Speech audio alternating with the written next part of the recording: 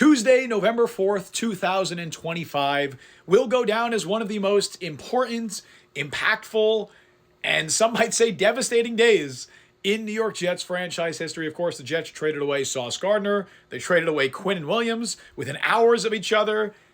I've had some time to collect my thoughts a little bit, to recalibrate, and I want to talk about it. So let's do it.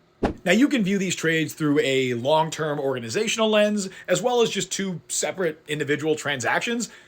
I want to start with that second one, though, and I want to start actually with the Quinnen Williams trade. I know that's the second deal that the Jets made, but I feel like it's the more straightforward one. The Jets received a 2027 first-round pick, which will be the higher of two from the Dallas Cowboys in 2027, as well as a 2026 second-round pick and Mozzie Smith, which is just kind of a throw-in.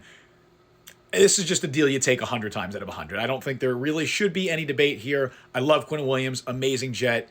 You can't pass this up.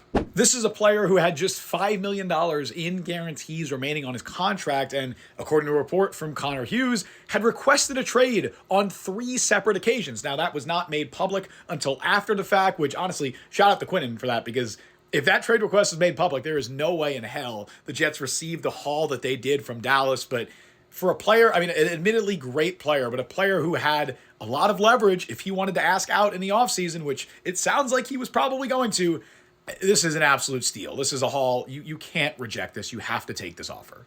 Sauce Gardner, though. This is a controversial one.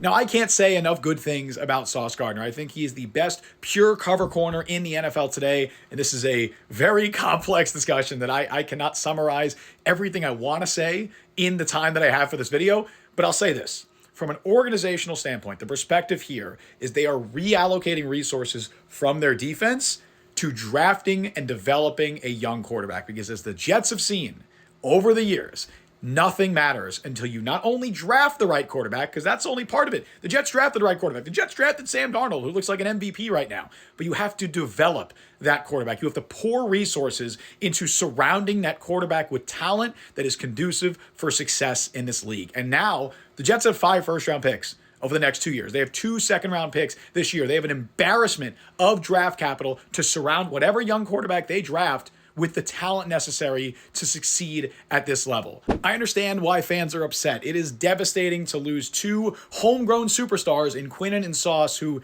never even sniffed a winning season with the Jets. I get that. But I think the Jets are better equipped right now to succeed at the one thing that matters most, and that is drafting and developing a young quarterback. And for that reason, I don't just understand these trades. I think they were the correct moves.